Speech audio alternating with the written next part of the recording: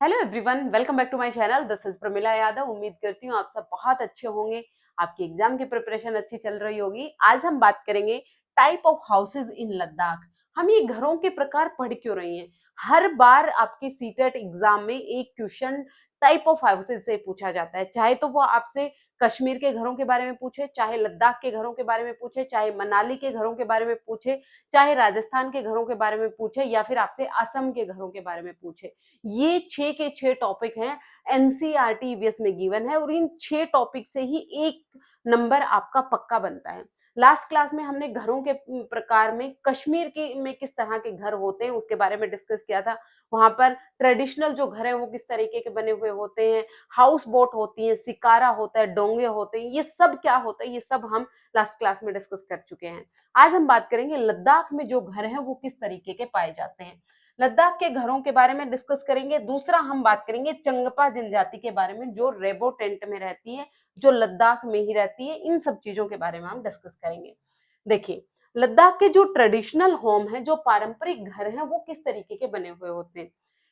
किसी भी एरिया के घरों की स्पेशलिटी क्या होती है कि वहां का स्पेसिफिक क्लाइमेट कैसा है, वहां का मौसम कैसा है, वहां की जलवायु कैसी है। वहां पर बहुत ज्यादा ठंड पड़ती है या बहुत ज्यादा गर्मी पड़ती है या बहुत ज्यादा बर्फ पड़ती है या सूखा है। वहां पर कच्चे मटेरियल क्या क्या अवेलेबल हैं, वहां पर रिसोर्सेज क्या क्या अवेलेबल हैं जिनसे घर बनाया जा सकता है। उन सब चीजों को ही ध्यान में रखकर स्पेशल एक प्रकार के घर बनाए जाते हैं किसी पर्टिकुलर क्षेत्र में। तो लद्दाख में बहुत ज्यादा बर्फ पड़ती है। बहुत ज्यादा बर्फ के कारण बर्फ से बचाव करने के लिए उसी प्रकार के घर बनाए जाते हैं। देखिए, इन घरों की जो छत होती है ये स्लोपिंग रूफ होती है, यानी ढलानदार छत होती है, ताकि जो बर्फ इसके ऊपर गिरे वो बर्फ फिसलकर नीचे आ जाए, छत के ऊपर स्टोर ना हो। अगर बर्फ छत के ऊपर स्टोर होगी तो वो घर में ठंडक पैदा करेगी। जो बर्फ है ये ऊपर ना रुके, इसके कारण ये इनके जो घरों की छत बनाई जाती है ये ढलानदार बनाई जाती है, पहली चीज। दूसरी, ये जो घर बने हुए होते हैं ये किससे बने हुए होते हैं, ये ईंट से, पत्थर से और मिट्टी से बने हुए होते हैं। ईंट, पत्थर, मिट्टी का यहाँ पर यूज किया जाता है। ये जो दीवारें बनाई जाती हैं ये बहुत मोटी दीवारें बनाई जाती हैं। मोटी दीवारें क्यों बनाई जाती हैं, ताकि बाहर की ठंड अंदर ना आ सके और जो अंदर का गर्म इन्वायरमेंट है, अंदर की जो गर्मी है वो बाहर ना जा सके। इसलिए जो दीवार है ये मोटी बनाई जाती है। मेनली ये जो घर बनाए जाते हैं ये 2 फ्लोर के घर बनाए जाते हैं, एक तो ग्राउंड फ्लोर और एक फर्स्ट फ्लोर। ग्राउंड फ्लोर पर लोग रहते हैं, अपने पशुओं को रखते हैं, खाना बनाते हैं, अपना जीवन यापन करते हैं। ऊपर वाला जो फ्लोर है मेनली स्टोरेज के लिए यूज किया जाता है।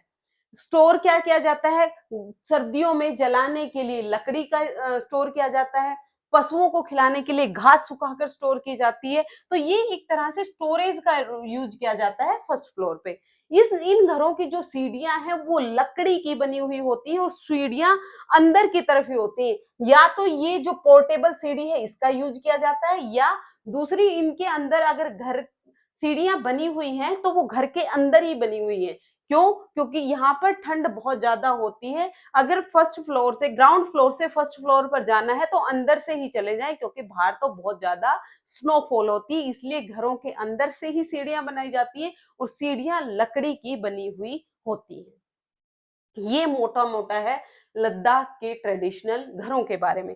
ये मैंने डिटेल से मेंशन किया है, आप देख सकते हैं। लद्दाख है ये उत्तरी भारत के हिमालय पर्वतों के बीच में है। जो हमारा लद्दाख है इसको हम कोल्ड डेजर्ट कहते हैं। इसको हम क्या कहते हैं, कोल्ड डेजर्ट कहते हैं, यानी ठंडा मरुस्थल इसे कहा जाता है। बहुत ज्यादा बर्फबारी यहाँ पर पड़ती है। यह जम्मू कश्मीर के क्षेत्र में स्थित एक बहुत ऊंचा और ठंडा स्थान है। लद्दाख कहाँ पर है, जम्मू कश्मीर के क्षेत्र में स्थित है। यहाँ पर बहुत कम बारिश होती है, ज्यादातर जमीन सूखी और बंजर होती है। यहाँ पर पहाड़ों की चोटियां हैं, ये बर्फ से, मतलब मेन क्या चीज है, यहाँ पर स्नोफॉल बहुत ज्यादा होती है, बहुत ज्यादा यहाँ पर ठंड होती है, बारिश यहाँ पर बहुत कम होती है। यहाँ पर लद्दाख के जो घर हैं ये लकड़ी के, मिट्टी के और पत्थरों के बनाए जाते हैं। मोटी दीवारें होती हैं ताकि घर को ठंड से बचा सके। ये घर सर्दियों में अंदर से गर्म रहते हैं क्योंकि मोटी दीवारें बनाई हुई होती हैं, अंदर की जो गर्माहट है वो बाहर नहीं जा पाती। क्लियर? अब देखिए, लद्दाख के घर हैं वो 2 मंजिल के, 2 फ्लोर के बनाए जाते हैं। फर्स्ट फ्लोर पर लोग रहते हैं, खाना खाते हैं, मोटी दीवारें हैं ताकि ठंड अंदर ना आए और ये हिस्सा गर्म और सुरक्षित रहता है। इसीलिए परिवार ज्यादातर समय यहीं पर बिताता है।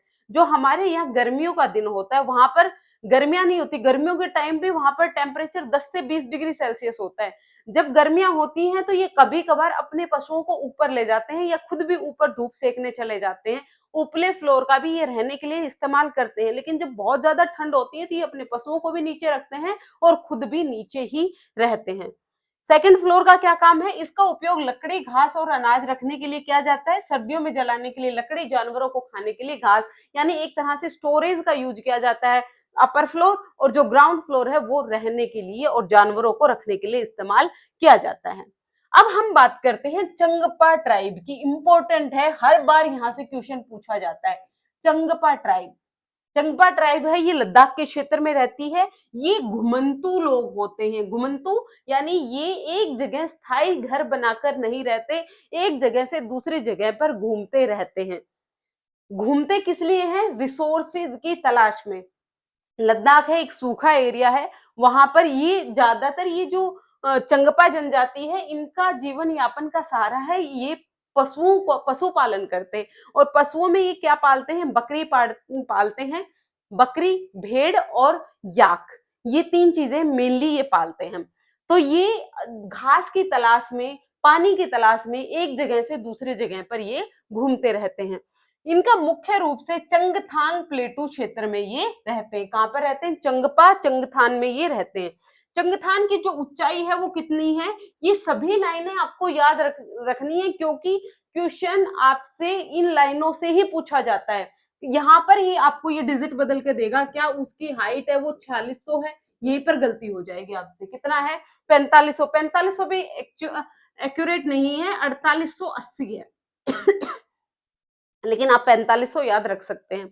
मीटर की ऊंचाई पर है, 14,800 फीट की इसकी ऊंचाई है। यहाँ का जो तापमान है वो सर्दियों में लगभग 20 डिग्री से -40 डिग्री, -20 से -40 डिग्री तक सर्दियों में रहता है। और गर्मियों में भी इसका टेम्परेचर है वो 10 डिग्री से 25 डिग्री सेल्सियस तक रहता है। टेम्परेचर याद रखिएगा, क्वेश्चन में पूछा जाता है।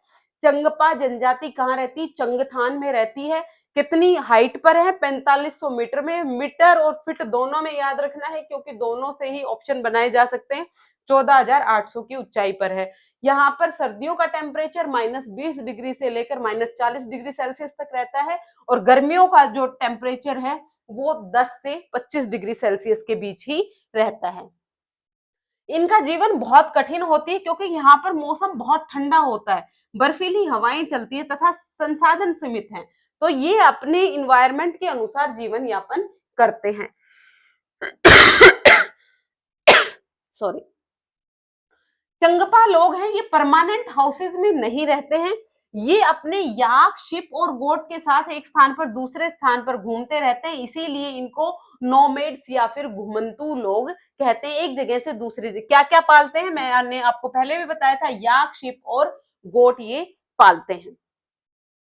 अब देखिए, चंगपा लोग रहने के लिए किसका इस्तेमाल करते हैं? रेबो टेंट का इस्तेमाल करते हैं। ये किसका बना हुआ होता है? ये याक की वुल का बना हुआ। जो ये याक पालते हैं, याक के जो बाल होते हैं, जो इसकी वूल होती है, ये मोटी होती है। तो वो मोटी ऊन से ये अपने टेंट बनाते हैं, ताकि जो टेंट है वो इनको ठंड से बचा सके।